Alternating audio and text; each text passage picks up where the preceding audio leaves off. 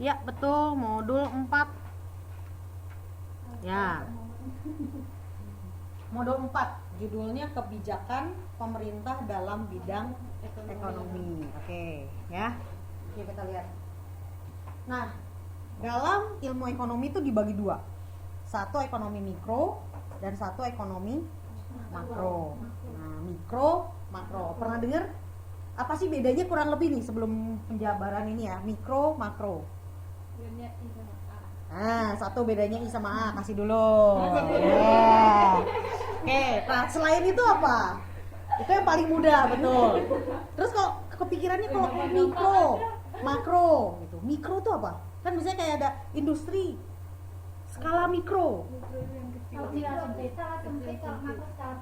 Wah, semua nih dapat. Satu. Ya.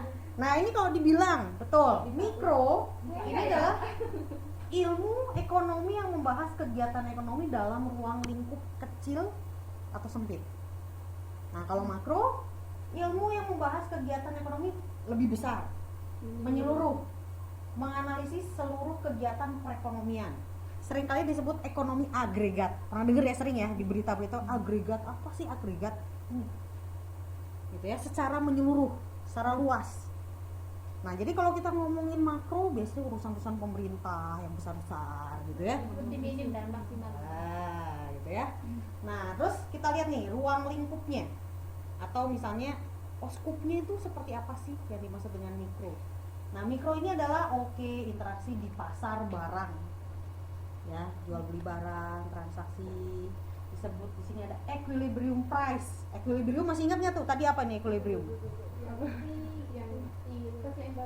Good, wah, ya, good, keseimbangan. Jadi di sini adalah interaksi pasar, di mana permintaan dan penawaran terjadi keseimbangan, equilibrium. Nah, kita ngomong itu adalah skup mikro, oke ya. Kan, thank you. Terus yang kedua, tingkah laku penjual dan pembeli. Oke, penjual akan memaksimalkan kepuasan pembeli, keuntungan bagi penjual. Jadi penjual kan berusaha untuk menarik pembeli, tahu nggak? Ya kan? Supaya gimana sih? Jualannya lebih laku, supaya pembelinya lebih banyak, gitu kan ya? Nah, itu dalam skup mikro. Yang lainnya lagi, interaksi di pasar, faktor produksi ya. Teman-teman masih ingat nggak faktor-faktor produksi ada apa aja? Ada 4 tuh. Ada 4. Oke, coba ada 4. Faktor-faktor produksi. Interaksi di pasar faktor produksi.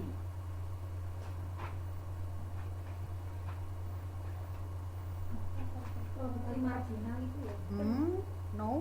Pendapatan konsumen? No. Ini di bab-bab awal nih. Ya.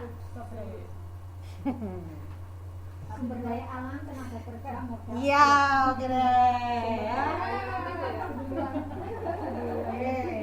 Nah, ini ya, itu adalah interaksi di pasar faktor produksi di sini. Itu menghasilkan P dan Q.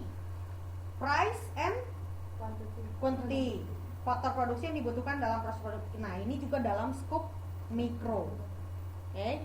Jadi dari bab 1, 2, 3 yang kemarin kita bahas, itu bahasnya mengenai skala mikro. Nah, bab ini kita akan coba ngomongin tentang ekonomi makro. Nah, tadi teman-teman udah benar nih. Yang makro itu yang besar dan luas, seluruh ya. Nah, ruang lingkupnya nih, kegiatan ekonomi negara, pemerintah, menyangkut pengeluaran agregat RT, rumah tangga, perusahaan, pemerintah, ekspor, impor. Apa bedanya ekspor dan impor? Ekspor impor menerima. Ekspor Oke, ya masing-masing. Impor membeli dari luar. Oke, nah terus tuh ya, ekspor berarti kita dari contoh Indonesia mengekspor Ke luar negeri. Oke, berarti jadi dari Indonesia kirim barang ke luar negeri. Oke. Terus kalau impor dari Ya, dari luar negeri masuk ke dalam negeri. terus masalah pengangguran. Oke ya, jadi istilahnya kita ngomongin ruang lingkupnya dalam skala makro masalah pengangguran. Pengangguran bukan 1-2 orang. Memikirkannya adalah untuk keseluruhan rakyat. Betul. Inflasi. Ya, inflasi sering dengar ya. Wah, terjadi inflasi. Kalau dibilang inflasi gitu. Naik harga gitu ya. Oke, terus kebijakan pemerintah. Fiskal. Tahu istilah fiskal? Pernah dengar sebelumnya? Di sini kan pendapatan pengeluaran, tapi istilahnya ada juga dibilang ini fiskalnya seperti apa? Berhubungan dengan apa? Kayak visa itu gitu ya, migrasi. Yang kita itu mas kan bebas fiskal sama tidak lah. Hampir dekat. Fiskal. Apalagi? Pembayaran apa? Transaksi. Bukan pembayar bea cukai. Iya, menyangkut itu bea cukai, pajak dan seterusnya, ini menyangkut ke sini. Oke. Terus moneter. Jumlah uang yang beredar. Ya, jadi kalau misalnya ada kebijakan fiskal dan moneter. Nah, ya ini menyangkut ini. Ya, fiskal moneter. Ini urusan-urusan menteri-menteri keuangan, dirjen-dirjen dan sebagainya. Oke. Ini ngomongin ini. Nah, terus ini adalah dari sisi aspek ekonomi mikro, makro. Nah, teman-teman bisa garis bawahi berkaitan di sini. Kalau ekonomi mikro, ini membahasnya dari unit perspektifnya individu. Jadi berhubungan tadi kayak penjual, pembeli, gitu kan ya, gimana transaksinya, gimana penjual untuk memuaskan pembeli dan kebutuhan pembeli, gitu ya. Kalau di sini yang makro, perspektifnya agregat, menyeluruh. Oke, isu pokoknya.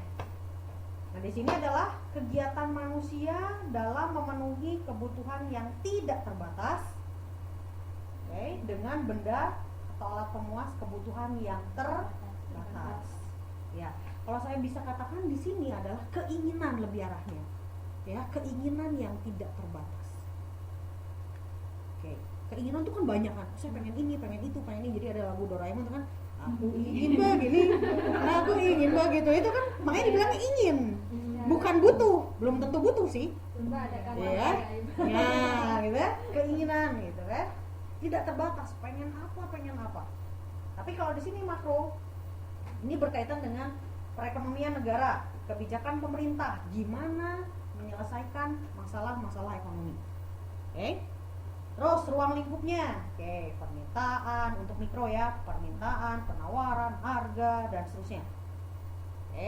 Terus kalau makro, pertumbuhan ekonomi. Ya, wah, ekonomi Indonesia pertumbuhannya berapa persen? Growth, ya dilihat dari GDP. GDP-nya apa ya? Oh, di sini ngomongin pendapatan nasional, penganggurannya gimana? Naik apa turun? Persentasenya. Yang baik naik apa turun? Turun lah ya, tingkat pengangguran harusnya turun ya. Jadi artinya kalau bisa ya nol gitu ya. Jadi artinya nggak ada yang nganggur gitu kan ya. Biar makmur. Good. Kalau inflasi bagusan naik atau bagusan turun? Timbang. Turun. Turun. Ya. Kasih yang Tadi siapa yang jawab tadi yang pengangguran yang turun? Kurangi satu. Pengangguran turun. Terus kebijakan pemerintah dalam bidang ekonomi. Terus kalau ekonomi mikro, contoh dalam masyarakat gimana? Di pasar tuh, menjual, membeli. Ingat ya, pasar itu konsepnya bukan hanya sekedar kita ketemuan gini, tatap muka. Nah juga, yang penting yang dimaksud dengan pasar itu adalah pertemuan antara pembeli dan pembeli. khususnya adalah permintaan dan Penawaran. Itu udah terjadi pasar. Ya. Terus interaksinya, pemilik faktor produksi dan pengguna faktor produksi. Tadi ya 4 faktor produksi apa aja tadi? Sumber daya alam,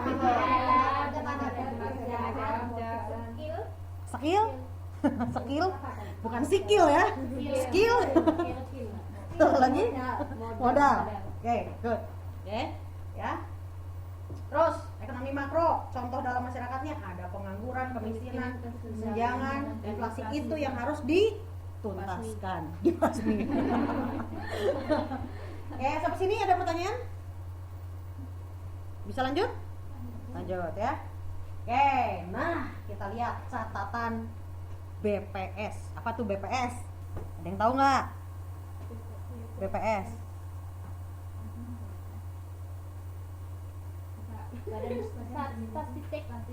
Badan Pusat Statistik.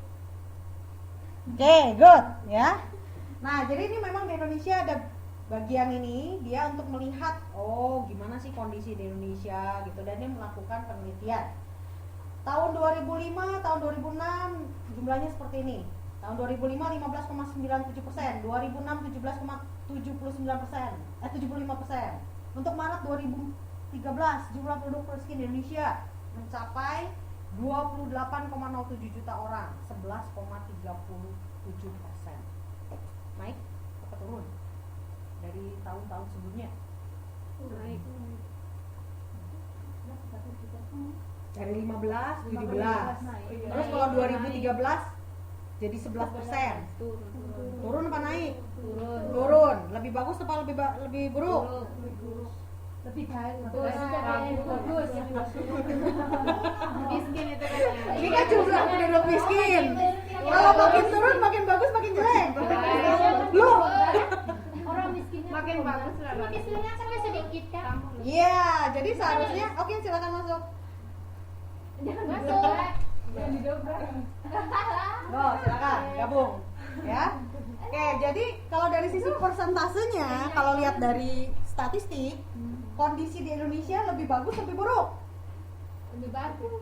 Lebih bagus ya, lebih bagus kalau berdasarkan jumlah seperti ini. Atau kita lihat dari data seperti ini, kan asalnya dari 15 terus naik jadi 17%, terus jadi turun ke 11%. Berarti kan berkurang jumlah penduduk miskin, betul nggak? Iya gitu.